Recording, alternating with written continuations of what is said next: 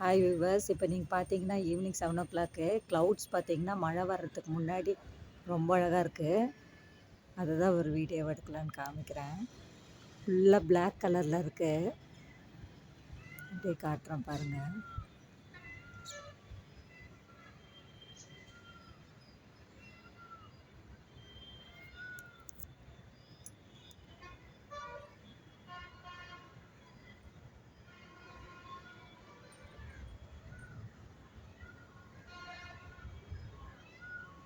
தூரத்தில் மயில் கத்துது.